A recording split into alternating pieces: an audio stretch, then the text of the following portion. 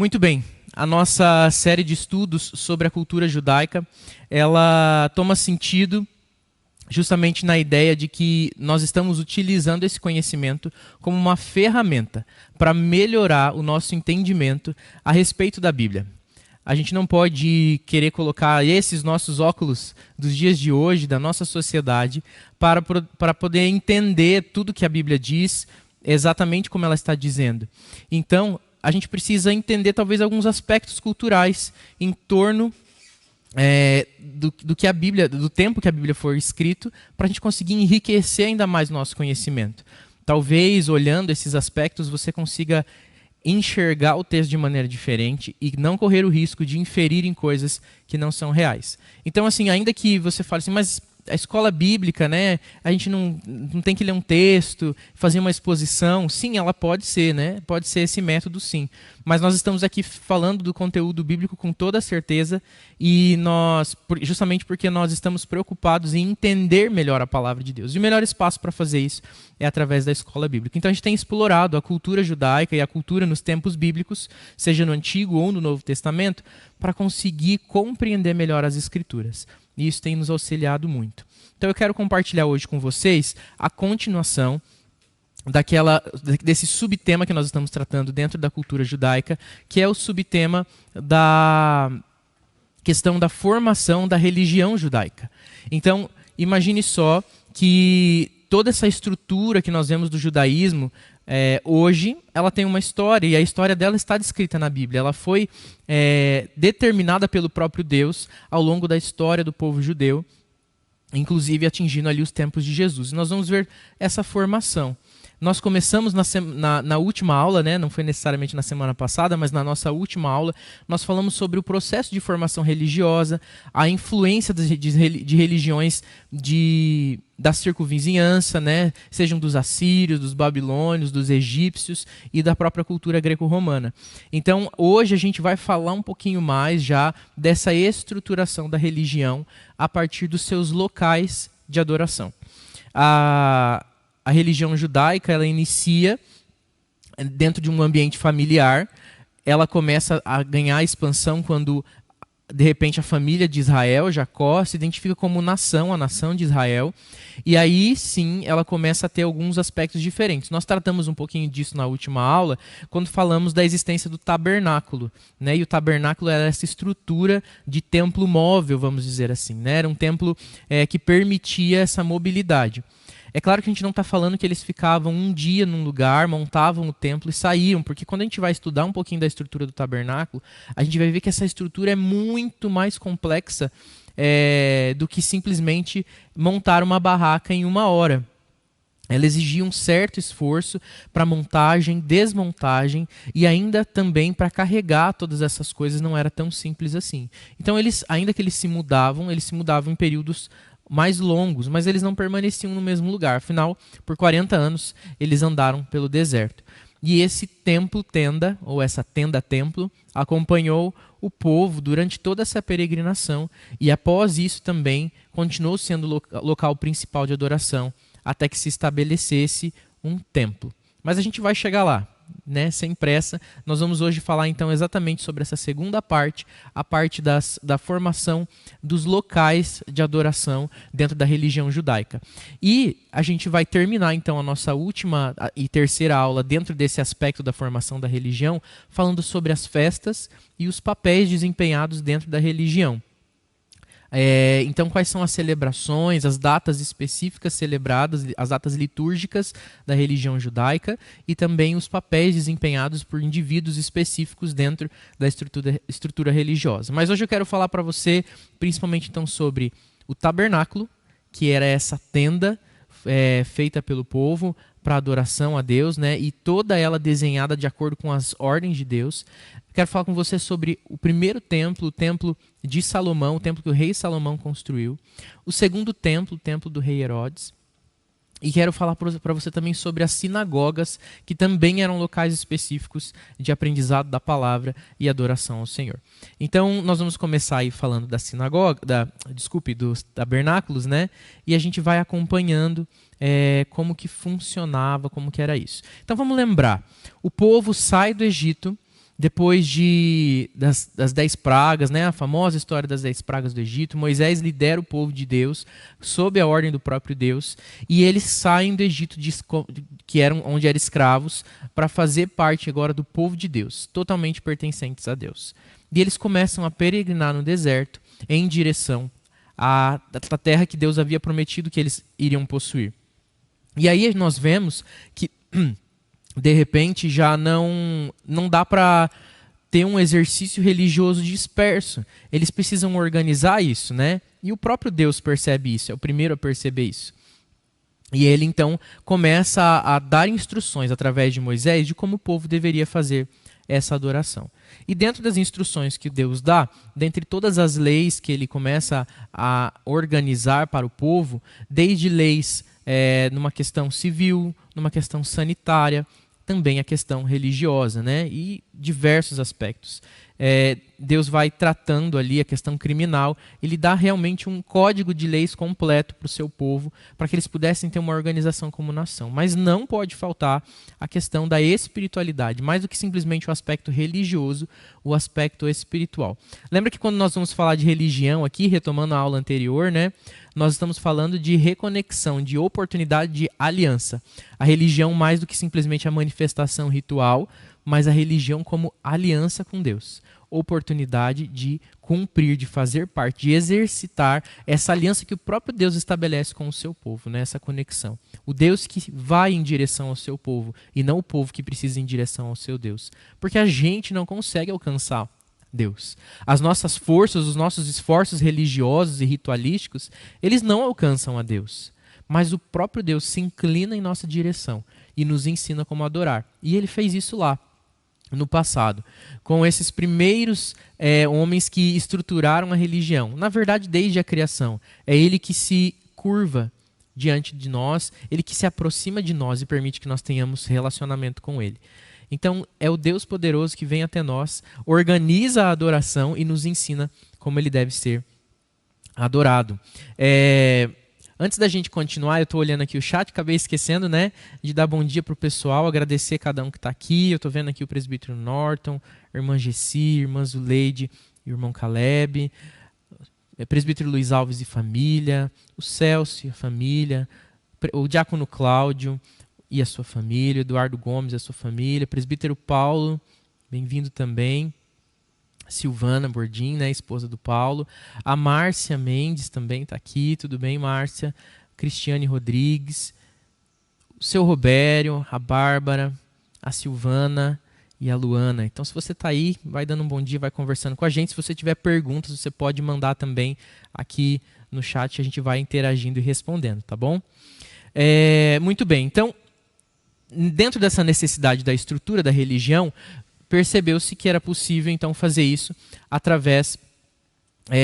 aliás, a vontade de Deus, né, foi que fizesse isso através de um local específico de adoração. Então, ele manda estruturar um local chamado tabernáculo. Vai passar para vocês algumas imagens aí, que são ilustrações de como era, como funcionava, né, de como era a estrutura desse tabernáculo. Essa ilustração, então, que aparece aí para vocês, mostra um grande pátio cercado, né, um lugar cercado em volta aí, e dentro dele uma tenda principal. E nessa tenda principal era o que a gente chama de tabernáculo propriamente dito, né? Toda essa estrutura compreendia o tabernáculo, tanto a que cercava, quanto a estrutura ali do altar que está saindo a fumacinha aí no meio, né? Quanto essa tenda principal ali no centro. Tudo isso é a estrutura do tabernáculo. Vou pedir para o Lucas manter essa imagem para a gente. Obrigado, Lucas, pelo teu auxílio, que está aqui ajudando a gente hoje. Lucas Franquito. E aí eu vou pedir para você manter essa imagem que eu vou descrevendo ela aí para cada um poder acompanhar. Então observe que essa estrutura era feita, existem colunas, como eu falei para vocês, apesar de ser uma vida nômade, não era tão simples montar essa estrutura. Veja que essas colunas que estão montadas na cerca, elas são colunas de madeira, mas as bases delas são de bronze. Ou seja, eram estruturas pesadas. E olha que são uma série de colunas, né? Não são uma, duas, três colunas, mas muitas colunas. Porque esse espaço do pátio era um espaço muito grande. Só aquela tenda principal ali no meio, ela tinha 15 metros por 7 metros de área, né? Ela ocupava 15 por 7.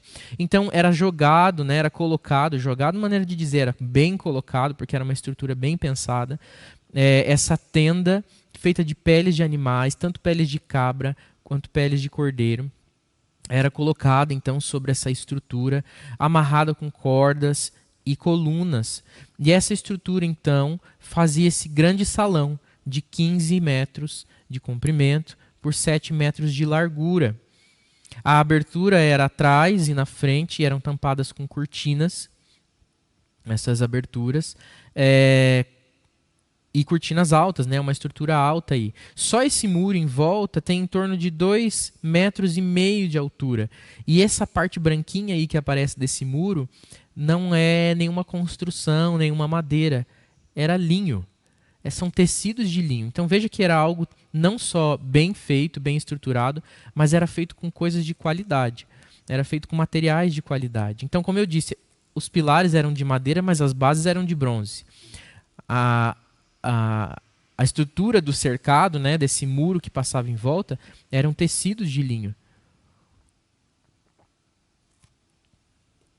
E todo esse tecido que envolvia ali a parte do templo, ali da parte bem específica onde acontecia toda a liturgia de expiação, era ali dentro feita com peles de animais. Mas lá dentro mesmo, o teto era feito também com um tecinho de linho, onde era bordado imagens, figuras de querubins. Esse salão de 15 metros de comprimento era dividido em duas porções. A primeira porção, logo quando fazia a entrada, também recebia uma cortina na sua entrada para que as pessoas que olhassem de fora não fossem atiçados pela curiosidade de ver lá dentro. Não porque não simplesmente não podia ver lá dentro, era algo extremamente secreto, mas era uma questão de respeito, de reverência, porque aquele não era um lugar comum. Era um lugar onde Deus manifestava da sua presença.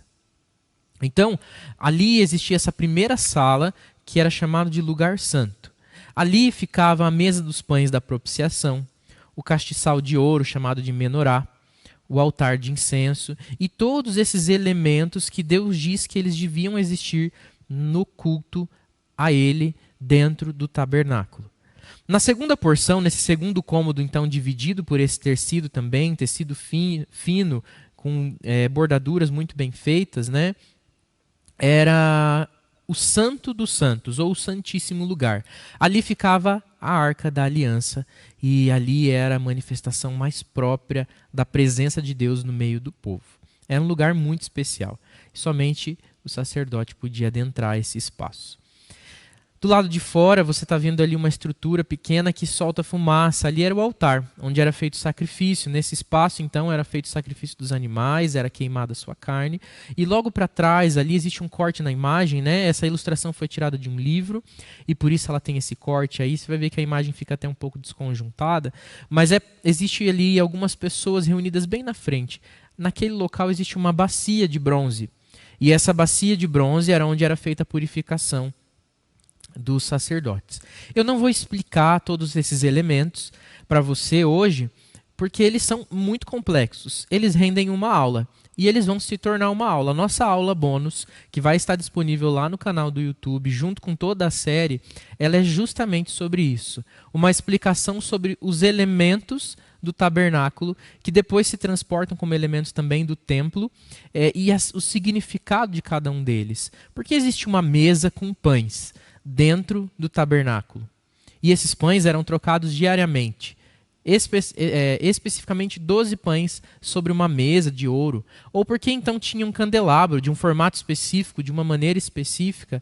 Porque essa pia de bronze, ou porque esse altar do lado de fora, porque essa separação entre lugar santo e santo dos santos. Existem muitas questões em volta disso tudo, e existe um aspecto próprio para cada um desses elementos. Eles não foram por acaso, não foi mero capricho, não foi só um bom gosto ou uma criatividade de quem fez, mas são ordenanças do próprio Deus, porque têm significados específicos. Se você quer entender então melhor, aguarde aí ao final da série a aula bônus que vai ser disponibilizada para todos nós acompanharmos aí no canal do YouTube, tá bom? Muito bem. Então tínhamos essa estrutura da tenda, a pia de purificação, a pia de bronze, o altar do lado de fora, e esse entendimento de que não só o tabernáculo era um lugar santo, um lugar separado, mas todo a área em volta fez com que eles criassem também esse pátio em volta para separar o tabernáculo, para que não fosse uma tenda frequentável com grande facilidade, mas que todo mundo que passasse pela entrada ali, você pode ver que existe uma abertura. Eram cortinas que eram feitas na frente desse cercado, né, de linho. Bem na frente ali tinha uma abertura com algumas entradas de cortinas ali também bordadas, onde as pessoas poderiam passar. Mas ao mesmo tempo que elas pudessem passar e entrar e ocupar aquele espaço, elas lembrariam que não estão passando por uma tenda qualquer, que não estão adentrando num espaço qualquer, mas justamente onde o Deus verdadeiro se manifestava e aonde a adoração a Ele era praticada, aonde a expiação dos pecados era feita. Não era um lugar qualquer. Então essa era aí basicamente a estrutura do tabernáculo. E foi a estrutura que acompanhou como local específico de adoração do povo durante todo o período no deserto. Depois, quando o povo se estabelece em Canaã, a estrutura vai mudando. Mas não ainda a questão da estrutura física. O fato é que, a partir de um certo momento, o templo é estabelecido. Lá em Josué, capítulo 18, a gente vai ver que o templo, o tabernáculo, melhor dizendo, quando eu falo de tabernáculo, é justamente para diferenciar essa construção, né, de uma tenda. O tabernáculo, então, ele foi colocado e ali ficou fixo por um bom tempo, por muito tempo, na verdade, em Siló. E ele criou uma estrutura já bem melhor, onde mesmo que ele tivesse esse formato de tenda, ele pudesse comportar portas e não simplesmente cortinas mais, onde ele ganhasse uma estrutura maior, que o próprio sacerdote Eli poderia viveu ali, né? Samuel foi levado para viver com o sacerdote dentro do templo, porque ele ganha uma estrutura maior, ele ganha um tamanho maior, uma complexidade um pouco maior, ainda que ele se mantivesse como uma tenda por um bom tempo. Essa tenda ali permanece, então, por um bom tempo, inclusive, deixa eu só confirmar aqui para não falar para vocês errado a informação, em torno de 1000 anos, isso mesmo, por 1000 anos ela permanece ali naquele local. Perdão, esse é o templo, né? O templo de Salomão que permanece ali por 1000 anos, até vir então o templo de Herodes, e ali, a partir de Siló, é que se estabelece esse tabernáculo. E quando vem então o reinado de Salomão, é que Salomão resolve construir um templo. Agora ele não seria mais uma tenda feita de pele de animais, mas ele seria uma construção mesmo de pedras, com uma estrutura maior, com madeiras revestindo e outros metais e outros elementos preciosos, e aí ele seria uma coisa fixa, um lugar fixo. Salomão então inicia sua empreitada de construir um templo. E ele faz isso da melhor forma possível, manda trazer madeiras específicas de lugares específicos, cedros do Líbano, joias, né, metais preciosos, da onde precisava vir para que fosse feito o templo de Deus. Talvez hoje para a gente essa estrutura ela não representasse muita coisa. Nós temos prédios muito mais majestosos do que o templo realmente era. Mas para a época, para quem vinha de uma estrutura de uma tenda, ou mesmo de casas muito simples, feitas de barro e palha, nós pensarmos numa estrutura feita de pedras, erigida, alta, grandiosa, ela realmente era algo representativo. Mas visualmente, no sentido de complexidade mesmo arquitetônica, ela era simples. Ela não representava grande coisa, não era nada que encheria os nossos olhos e diríamos: nossa, que construção diferenciada, que coisa nova que foi feita aqui, né? Mas realmente chama atenção quando você olha para a estrutura do templo e ver esse aspecto. Eu vou pedir para o Lucas passar uma imagem que eu esqueci, né? Só para a gente ter uma vista aérea aí, uma ilustração da vista do tabernáculo. Obrigado, Lucas. A gente vê aí esse esquema, né? Dá para ver lá dentro, bem na sua extrema esquerda aí, você vai ver o lugar santíssimo, a Arca da Aliança marcadinha ali numa cor meio marrom. Aí tem um vermelhinho ali no meio, que é para demonstrar o véu que separava esses dois espaços, né? Ali no lugar na frente você tem a mesa dos pães da propiciação, ou os pães da presença, o altar do incenso, o lugar onde ficava o candelabro, que formava aí esse pátio um pouquinho maior, que era o lugar santo. A gente vindo para o lado de fora, você vê a pia em azul ali, redondinha, parecendo uma piscininha ali de cima, né? E mais para frente, o quadrado vermelho ali representa o altar. E toda essa parte vermelha, essa linha vermelha que envolve com os pontinhos amarelos, representa então a estrutura do cercado em volta do templo. Obrigado, Lucas. Obrigado mesmo. A partir então de agora, a gente pode ir com toda tranquilidade para a estrutura do templo. A estrutura do templo de Salomão, então, ela imitou, ou ela seguiu o padrão, melhor dizendo, né, estabelecido por Deus na construção do tabernáculo. Ela segue esse mesmo padrão. Então, ela vai ter os mesmos elementos: o lugar santo, o lugar santíssimo, a pia de bronze, o altar. Porém, ela ganha proporções maiores. Apesar de seguir a mesma lógica, ele não segue a mesma proporção.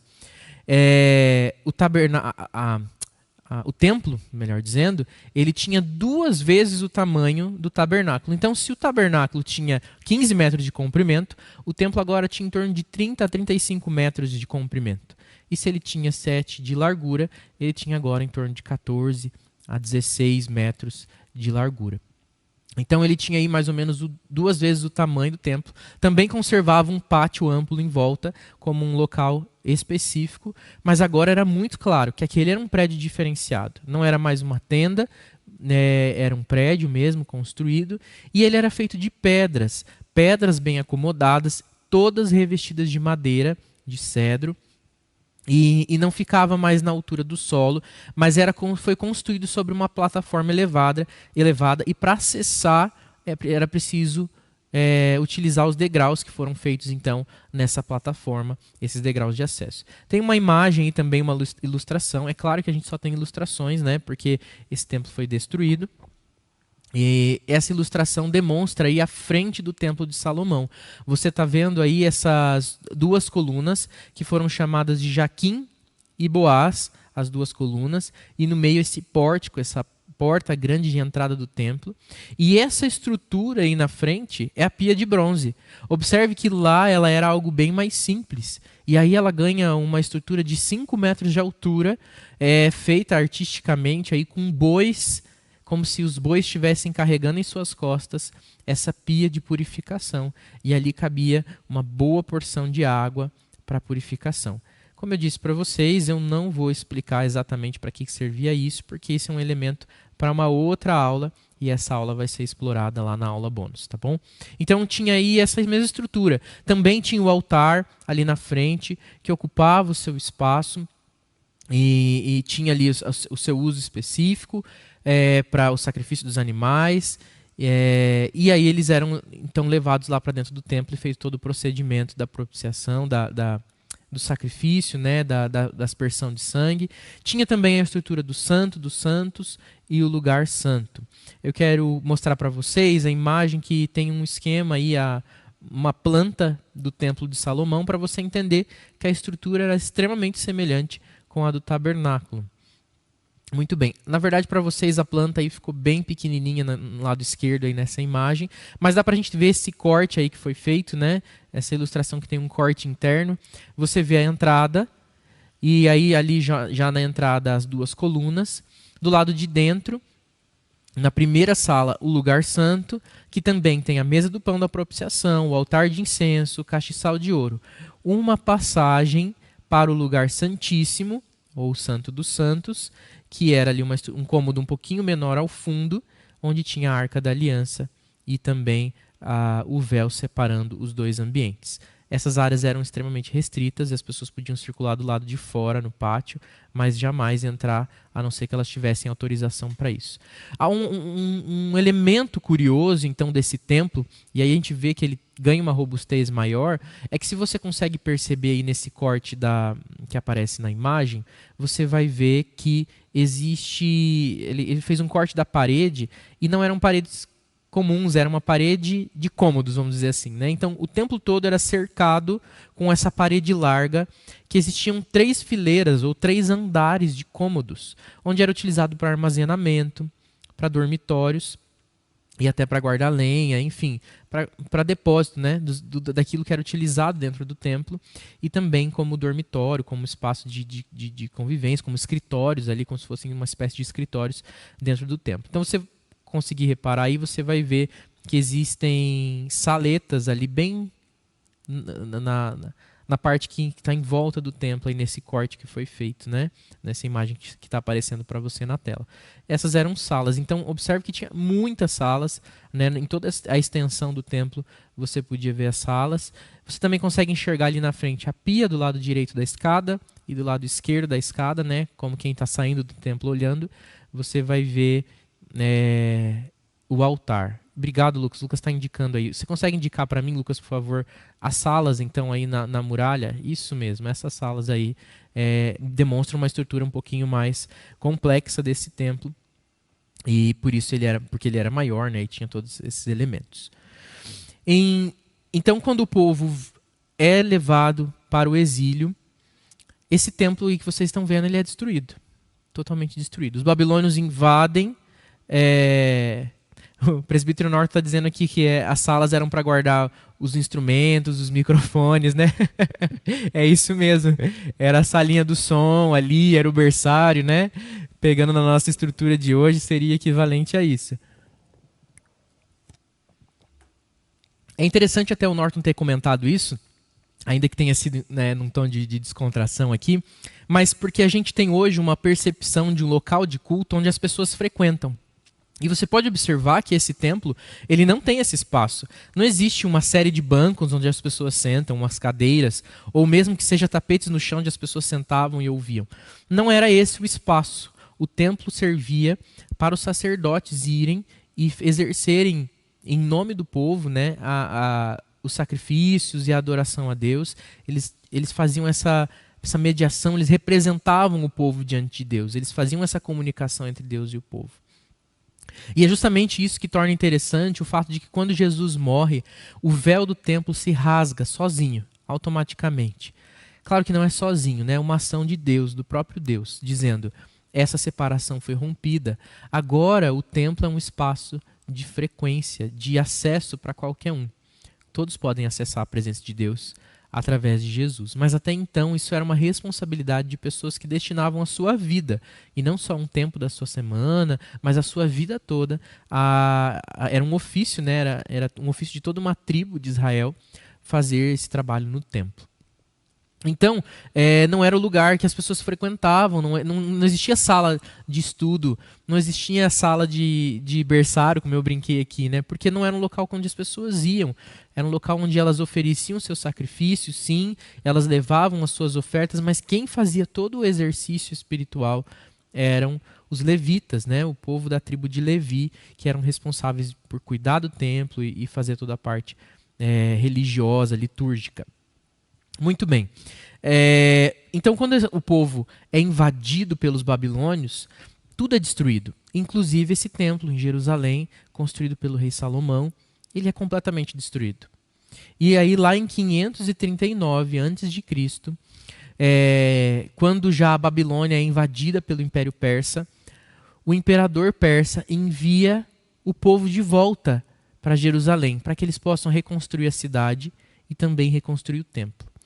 Então, patrocinados pelo Império Persa, pelo próprio imperador persa, claro, a mando de Deus, quando a gente lê a história, nós vemos claramente que é Deus, então, que vai conduzindo essa história e faz com que o povo retorne, e retorne ainda patrocinado, né, com recursos do Império Persa, para reconstruir a cidade e o templo.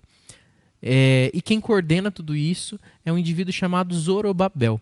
Zorobabel faz a reconstrução do templo, então, junto com o povo, e diante de muitos impasses, de impedimentos e até resistências, o templo é reconstruído, com o início ali por volta de 539 a.C. Isso está descrito lá no livro de Esdras. Você pode acompanhar essa história da reconstrução do templo com Zorobabel. Você vai observar ali logo no primeiro capítulo. O segundo templo, né, ou essa reconstrução do templo, ele não fica tão majestoso e tão glorioso, considerando, né, os padrões da época, quanto foi a construção feita por Salomão. Os recursos eram mais limitados, eles estavam sendo pagos, né, não era um esforço do povo, eles estavam se reconstruindo enquanto povo depois de 70 anos exilados, ou seja, o povo havia sido moído mesmo, dizimado, diminuído muito na sua quantidade, na sua estrutura e nos seus recursos, nas suas riquezas. Então eles reconstroem o templo, mantendo o padrão do templo de Salomão, mas ele não era então tão majestoso, tão que saltava tanto aos olhos mesmo para aquela época, como foi o primeiro. Quem conheceu o primeiro e olhava o segundo, sentia no coração a saudade, né, do primeiro templo, vamos dizer assim.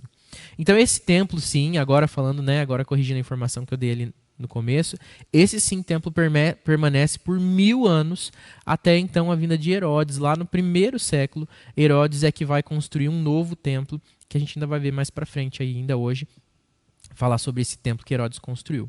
Mas antes de falar sobre a construção do templo de Herodes e essa reconstrução, né, do templo de Salomão, existe um elemento que surge justamente nesse período do exílio. Então imagine vocês que o povo de Israel ficou na Babilônia exilado e depois no Império Persa exilado por 70 anos. Para que não houvesse uma quebra tão grande, um rompimento tão grande com a identidade, e ainda assim houve pessoas que se misturaram ao povo, né? Existia um remanescente fiel, né? Pessoas que continuaram buscando. E eles continuaram com as práticas de guardar o dia do sábado, e eles guardavam esse dia se reunindo em grupos para estudar a lei de Deus. Eles faziam essas reuniões semanais para discutir as leis, para debater, para ler a lei do Senhor, e junto eles continuarem aprendendo e exercitando a fé e buscando a presença de Deus. Isso trouxe para eles então um novo hábito que não se tinha naquela época dessas reuniões. Quando eles voltam do exílio, eles percebem que eles podem continuar com essa prática das reuniões, porque isso era saudável. Já que no templo era um local específico, então, para os levitas exercitarem ali todo o exercício espiritual, ainda que eu fosse lá, levasse um animal e falasse, faz o sacrifício pelos meus pecados, né? Quem fazia mesmo o exercício litúrgico era o levita. A oportunidade que o povo tinha era nessas reuniões, de conversar, de debater, de se manifestar, de cantar. Então eles começaram a manter essas reuniões. E aí os locais onde eles começaram a fazer essas reuniões foram chamados de sinagoga. A palavra sinagoga significa exatamente local de reunião, um lugar de reunião. Então as sinagogas eram esses lugares onde eles se reuniam todos os sábados para discutir, ler a lei de Deus, conversar sobre ela, debater sobre a lei de Deus. E essa foi uma estrutura que permaneceu. E ela não permaneceu não só como uma estrutura de reunião de grupo, mas ela também se tornou um prédio, um local específico. As pessoas construíam nas cidades distantes de Jerusalém as suas sinagogas, ou mesmo dentro de Jerusalém existiam espaços onde eram destinados como sinagogas. Nas cidades onde não havia templo, né, cidades que não eram Jerusalém, onde o templo não existia, as pessoas utilizavam a sinagoga como um prédio de referência na cidade. Era geralmente o prédio mais alto, construído sobre o local mais alto. Quando ele não era construído sobre o local mais alto, era feito algum artifício arquitetônico para que ele representasse esse prédio mais alto. Então era um prédio de destaque, era o principal prédio da cidade, com um domo ou uma plataforma de elevação. Eles colocavam esse prédio um local de destaque na cidade. Para o povo era muito importante separar um local, um tempo para conversar e falar sobre a palavra de Deus. E é interessante pensar que as sinagogas elas tinham um tom padronizado, elas não eram cada lugar fazia no seu gosto, mas eles começaram a padronizar. Então aonde você fosse, era para que você se sentisse em casa, vamos dizer assim. Era para que cada judeu que frequentasse a sinagoga pudesse lembrar de onde ele frequentava na cidade de onde ele era, se ele tivesse mudado de cidade. Então elas tinham um aspecto padrão onde qualquer pessoa se sentia acolhida e no mesmo lugar que ela tinha o hábito de frequentar. Os homens entravam pela porta principal e as mulheres entravam por uma porta auxiliar, né, uma porta separada, e elas ficavam numa galeria, ao fundo da sinagoga. Os homens ocupavam os locais do centro. E você tem aí a imagem da sinagoga que vai ser projetada para você, que demonstra essa estrutura. Então as mulheres ficavam numa galeria ao fundo, né? Nessa imagem você vai ver um pátio de entrada ali logo no começo, que tem até uma coberturinha ali, esse é um pátio de entrada. Aí na parte de dentro ali, as mulheres ficavam mais ao fundo, mais próximas à porta, nessa galeria. Os homens próximos ao altar, onde tem bem ali um altar de madeira, bem no meio, isso. Os homens ficavam nessa área. E lá ao fundo, oposto à porta de entrada, você tinha um espaço, atrás desse altar aí, um espaço chamado arca, que na verdade era um armário grande, onde guardavam os rolos, com trechos da palavra, né, com os livros da palavra, a lei e os profetas, que eram lidos, então, durante as reuniões dos sábados nas sinagogas. Como que funcionava, então, essa estrutura? E aí você vai ver uma semelhança muito grande com a nossa manifestação cultica. Salmos eram cantados, então eles cantavam cânticos. Depois um rolo era lido e alguém era chamado para ler esse rolo. E depois era feito um sermão em cima dessa leitura, né? Essa mesma pessoa que fazia a leitura fazia o sermão, era responsável pelo sermão. E depois tinha um tempo de perguntas e debates sobre o assunto que havia sido abordado naquele texto. Nós vemos vários textos que demonstram esse comportamento. Inclusive, na época de Jesus, as sinagogas eram super consolidadas, tinham por todo lugar. E nós vimos que o próprio Jesus entra numa sinagoga e faz a leitura de um texto de Isaías, né, falando dele mesmo. Porque as pessoas paravam e elas se encontravam para ouvir. E a abertura podia ser dada. Quem que organizava, então, esses cultos, né? Esses cultos da sinagoga? Eram os anciãos. E aí eu faço um parêntese, que eu não sei se você sabe, mas a palavra presbítero significa ancião. A nossa igreja ela é organizada por presbíteros, né? Por representatividade em presbíteros, homens experientes na vida cristã que conduzem a igreja. E nós temos dois tipos de presbítero, eu estou fazendo um parênteses grande, né? Mas dois tipos de presbíteros, os presbíteros regentes e os docentes. Os docentes a gente costuma chamar eles de pastores, que são os presbíteros responsáveis pelo ensino da igreja e a ministração da palavra. E nós temos os presbíteros regentes, que a gente chama eles de presbíteros mesmo, que são aqueles que fazem a parte administrativa e também são responsáveis pela manutenção espiritual da casa de Deus. Mas esse modelo, ele não é inovador, né? Ele vem dessa estrutura que tinha lá na sinagoga. A estrutura de coordenar a sinagoga vinha dos anciãos. E aquele ancião mais velho era chamado de príncipe. Era o príncipe da sinagoga porque ele era o principal. Ou seja, ele era aquele que tinha mais experiência, mais vivência, e ele sim coordenava o culto. Os outros eram responsáveis pela manutenção da sinagoga, por atender a necessidade de materiais, talvez de cópia de rolos, de conseguir novas cópias, de fazer novas cópias, né? E aí a sinagoga foi ganhando uma estrutura. De repente ela tinha os seus escribas, e ela começa também a ter responsabilidades em segmentos, vamos dizer assim, né? E o principal deles é o segmento dos fariseus. Os fariseus eram homens responsáveis por cuidar da lei e de ensinar dentro das sinagogas, e eles que acabam ocupando esse espaço de anciãos.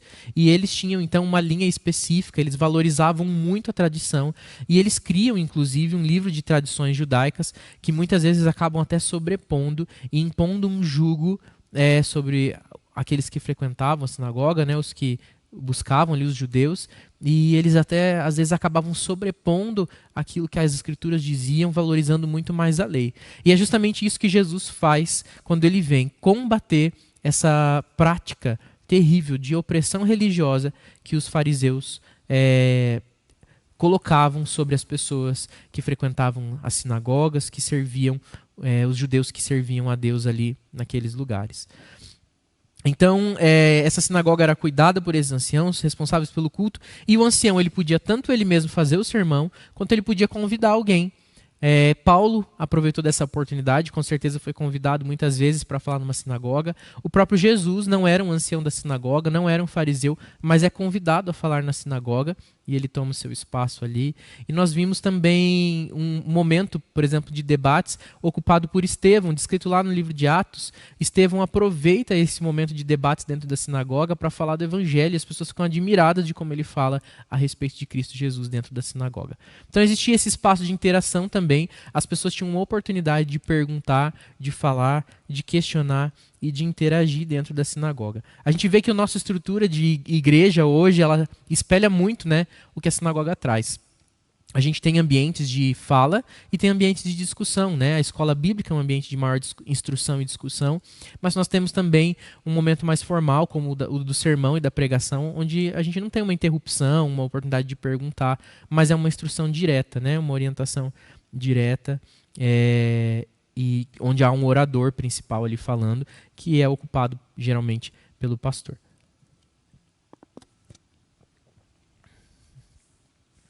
Muito bem.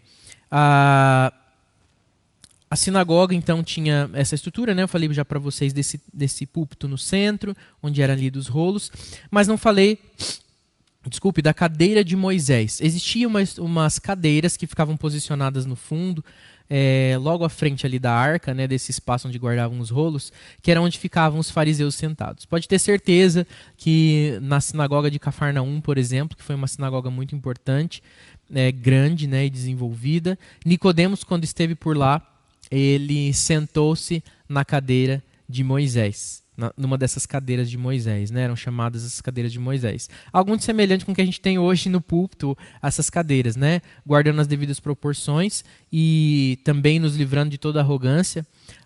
Não é o nosso desejo parecer mais importante lá. Hoje tem mais uma questão prática, né? Mais uma questão de você ter a facilidade de estar sentado próximo ao púlpito para fazer parte ali da liturgia. Mas eles tinham esse espaço onde os principais, os anciãos sentavam ao fundo e aconteciam as reuniões e o povo sentava em volta desse púlpito que ficava mais ao centro do salão e as mulheres no fundo desse salão. Muito bem. Então, no primeiro século, nós já temos a estrutura das sinagogas, o templo de Salomão, e aí o rei Herodes o Grande, que era o rei que governava sobre aquela região, debaixo do Império Romano, ele resolve que ele vai fazer uma grande reforma e vai melhorar o templo que tinha sido reconstruído lá na época do exílio. Afinal, esse templo já tinha 1000 anos e ele então resolve fazer um grande templo. Mas Herodes não tinha o devido temor de Deus. E o que ele faz na tentativa de agradar os judeus, e ele agrada alguns. Sabe aquelas obras que políticos fazem, que enchem os olhos, mas no fim não servem para muita coisa? Foi algo muito parecido, né? Também não é novidade, isso também já acontecia naquela época. Herodes faz uma obra majestosa, mas que descumpre e desrespeita todas as ordenanças que Deus tinha dado a respeito de como deveria ser a estrutura do templo. A corrupção daquilo que Deus havia dito e ordenado como deveria ser feito esse templo é tão grande que ele constrói o templo junto de uma fortaleza, a fortaleza de Antônia. E essa fortaleza permitia com que os soldados romanos tivessem acesso direto, ou os soldados mesmo da guarda do palácio, tivessem acesso direto ao templo e circulassem no templo como se fosse um local comum. Aquela ideia de reverência, de separação, que vem lá da ideia dos locais santos, como, por exemplo, quando Deus aparece para Moisés na sarça ardente e a voz da sarça diz: tira suas sandálias, porque onde você pisa é terra santa. Não é só a sarça que era santa, mas todo aquele ambiente. Deus quer manter isso e quer que as pessoas entendam que a presença dele é um lugar santo. Herodes despreza tudo isso e faz então um templo ligado a uma fortaleza, conectado ao seu palácio, onde ele poderia acessar o templo por um viaduto construído que passava por cima de toda a cidade, e ele vinha desfilando do seu palácio até o templo. Ele quis, na verdade, facilidades, quis fazer uma obra popular, e ele desrespeitou, desonrou e desobedeceu todas as ordenanças de Deus a respeito do formato e de como deveria ser o templo. Quem diz como deve ser adorado é o próprio Deus. Isso serve para nós hoje. Às vezes a gente quer inserir coisas no culto, inovar, fazer diferente. Nós vemos igrejas aí inventando e reinventando coisas. E às vezes dentro da nossa própria igreja a gente quer fazer algo diferente só porque a gente acha que é interessante e inovador. Mas quem diz como quer ser adorado é o próprio Deus. E a adoração a Deus, ela permeia, ela se baseia no princípio da simplicidade. Não do simplismo, não de ser simplório no sentido de fazer de qualquer jeito, ou de qualquer maneira, ou sem conhecimento. Mas justamente por causa da profundidade do conhecimento da palavra e das ordenanças de Deus, é que nós fazemos com simplicidade. O culto ele deve se comunicar sim com as pessoas, mas ele deve primeiramente servir a Deus. Então não adianta a gente encher de artifício o culto para que todo mundo se sinta bem, para que todas as tribos se sintam acolhidas, para que todas as manifestações e todas as culturas e todos se sintam em casa, se ele não agrada a Deus. Nós estaremos louvando as pessoas, adorando o nosso ego e não a Deus. Herodes adorou seu próprio ego com a sua obra majestosa, mas desprezível aos olhos de Deus. Não era isso que Deus queria. Enfim, ele constrói aquele templo e ele era então 2 vezes maior do que o templo de Salomão, ou seja, 4 vezes maior do que o tabernáculo. Era uma obra muito mais majestosa, representava muito mais aos olhos, né? Vai aparecer aí para você então agora uma ilustração mostrando esse templo de Salomão. De Herodes. Veja então essa passarela que chega no templo, o pátio muito amplo, e ele ganha uma complexidade. Agora o pátio tinha o pátio dos gentios, o pátio das mulheres, o pátio dos homens, e o lugar santo, o lugar santíssimo ali na área mais central. Existia um espaço para armazenamento, para dormitórios, uma estrutura bem complexa. Mantinha-se a pia, mantinha-se o altar dos sacrifícios, e era como se fosse um templo dentro de um templo. Era um palacete dentro de um templo, né? Era algo muito majestoso mesmo, muito grande, muito bem feito. Áreas restritas para homens, mulheres e pessoas que não eram judeus, né? Porque ali dentro, nessa área dos gentios, onde circulava o povo todo, era uma área de mercado. Acredite ou não, foi feito um mercado dentro do templo. Ali funcionava uma área de comércio, de troca de dinheiro, onde as pessoas compravam os animais para os seus sacrifícios. E é justamente nesse lugar que Jesus entra e revira tudo, revoltado, né? Vira as mesas do templo, porque ele diz: aqui não é casa de vendilhões, aqui se tornou uma casa de vendilhões, mas a minha casa é casa de oração. A espiritualidade havia morrido, a religião permanecia, mas a espiritualidade estava morta. Aquela igreja precisava, aquele templo, né, aquela religião precisava de uma reforma.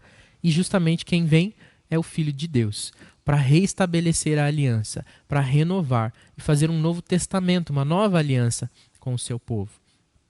E lembrar, voltar às origens daquilo que realmente era importante. A busca a Deus, o serviço a Deus.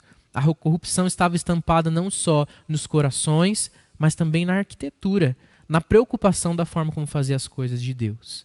Não adianta a gente gastar grandes fortunas fazendo grandes templos majestosos, sejam mesmo templos que imitam os da época de Salomão, ou sejam templos que fazem com que a gente pareça extremamente moderno na nossa arquitetura, se ele não serve como casa de oração. Se esses locais não são para a verdadeira adoração de Deus, para a proclamação pura e simples e fiel à palavra e às Escrituras. Se eles não são um lugar de acolhimento, se não são um lugar onde as pessoas são acolhidas e as suas vidas transformadas, não pela fala de um pastor, pelo aperto de mão de um irmão, mas pela vida de Jesus na sua igreja. O templo pode ser sim um lugar bem feito e deve ser, nós devemos fazer o melhor para o nosso Deus. Mas ele não pode ser o principal fim da religião, a construção majestosa de um lugar. E foi isso que aconteceu ali naquela época, né? A obra de Herodes visava só uma majestosidade arquitetônica e muito pouco do serviço a Deus. Não muito diferente de hoje, a religião se tornou uma oportunidade de ganho financeiro e de projeção pessoal, de status na sociedade. Tem mais algumas imagens aí para você acompanhar que demonstram o templo aí. Eu acho que tem aí, Franquito, uma imagem de como se fosse um prédio bem alto, um portal bem grande. É essa mesmo, muito obrigado. Essa também é mais uma ilustração da frente do templo que Herodes construiu. E a gente vê aí então como que funcionava isso, né? Existiam várias portas de entrada, existia o pináculo do templo que fala lá em Lucas, e textos correspondentes, que Jesus foi tentado e Satanás levou ele no pináculo do templo. Era justamente uma parte bem alta do templo, sobre a porta de Salomão, que era a porta que dava acesso aos homens. E essa porta tinha então uma altura muito grande no seu pórtico, que chegava a 130 metros de altura.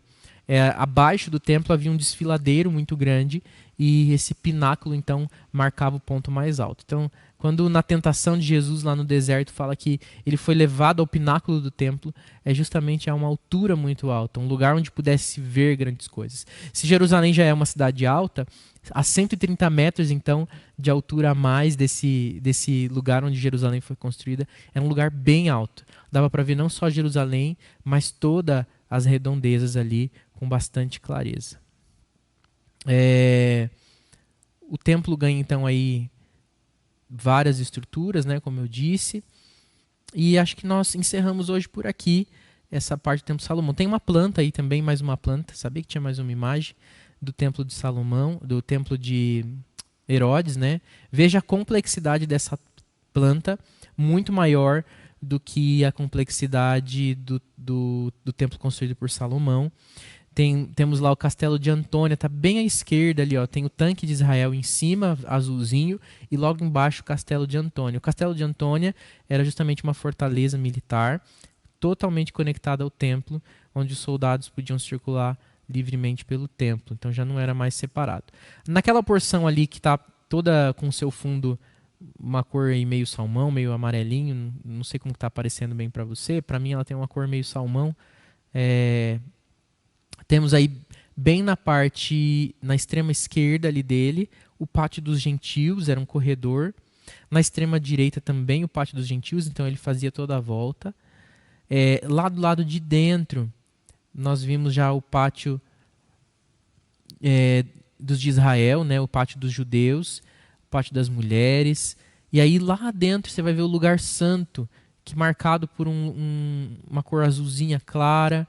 Na frente dele um círculozinho ali que é a pia, o altar do sacrifício. Veja que é como se o templo feito, o tabernáculo hoje coubesse num grande complexo arquitetônico, né? Então, a parte que era realmente feita como Deus mandou, estava lá dentro desse complexo enorme, desse baita castelo que virou, desse palácio que virou o templo de Deus construído ali por Herodes no primeiro século.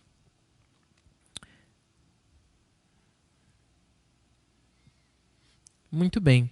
Aqui hoje, então, nós encerramos esses aspectos. Eu quero deixar de lição para você. Eu gosto sempre que a gente fale, né, desses aspectos culturais, mas que isso não fique simplesmente pelo conhecimento. Há uma série de reflexões que a gente pode fazer aqui, e a gente foi falando algumas delas ao longo da aula, e eu quero reforçar sobre a gente rever a nossa forma de fazer a adoração a Deus. Não é por acaso que tudo isso foi feito, que Deus destinou uma forma de fazer um templo, de estruturar, né, todas essas coisas. Existia um objetivo claro nisso. Ainda que a gente não tenha falado desses objetivos, a gente pode perceber que existe uma forma de fazer. E quando isso é profanado, Deus traz a solução. Mas o que Jesus traz é juízo também, para separar ovelhas de cabritos, né? Aqueles que são filhos daqueles que são rebeldes. E a gente não precisa passar por esse juízo de forma cruel, mas a gente pode então render o nosso coração para fazer a adoração que verdadeiramente agrada a Deus.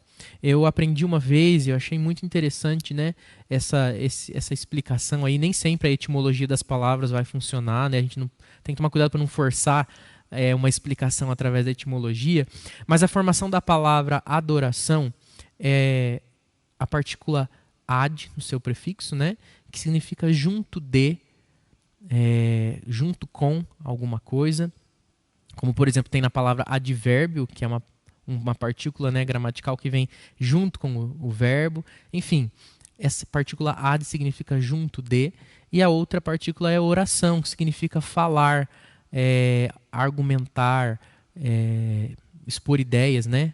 Uma oração é uma exposição de ideias, uma oração é a formulação de uma frase, de um discurso. Então é falar junto com alguém, é falar junto de alguém. A adoração, ela é um movimento que a gente fala junto com o Espírito Santo. Quem move a gente a adorar é o próprio Deus. Nós não somos bons, nós não desejamos fazer isso, mas é a própria presença de Deus que nos leva à adoração.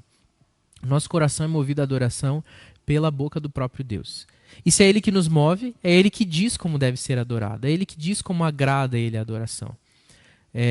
Eu brinco com os meninos aqui do louvor, quando às vezes escolhe uma música e eu falo assim, essa música eu não gosto muito, mas o culto não é para mim, então vamos deixar essa música aí. Se Deus colocou no coração do ministro de louvor escolher aquela música, não sou eu que vou dizer, não põe, essa aí eu não gosto muito, porque o culto não é no meu gosto pessoal. O culto não deve ser feito no nosso gosto pessoal. Deus é o dono do culto, Deus é o dono do templo, Deus é o dono do nosso coração. Hoje a gente não precisa se apegar mais ao templo. Jesus rompe com o véu e ele rompe com a estrutura física também, né? No sentido de que a gente não precisa de um lugar santo específico destinado à adoração nos moldes que era do Antigo Testamento. Hoje a igreja é casa de Deus e ela pode ser um salão, um galpão, uma bela construção, ou mesmo igrejas que se reúnem debaixo de uma árvore. O templo verdadeiro que Deus habita é o nosso coração. E ele também deve ser ordenado e organizado de acordo com a vontade de Deus. Não só na sua estrutura externa, mas também na sua estrutura interna. Como que está o templo do seu coração? Como que está o seu templo, o templo do Espírito Santo? Ele está de acordo com a vontade de Deus? O seu coração está organizado de acordo com aquilo que Deus quer para você? Ou será que você ainda tem buscado fazer as coisas de acordo com a sua própria vontade e com o seu próprio querer? Que isso incomode a gente ao longo desse dia e dessa semana para a gente repensar na organização do templo. Quero deixar claro aqui que eu não estou invalidando a possibilidade de a gente frequentar uma igreja, né? Ainda mais em tempos de pandemia, onde a facilidade ficou muito grande, que a gente assiste culto e acha que a igreja está aqui. A igreja não está no celular. Se você ama Jesus, você ama a igreja.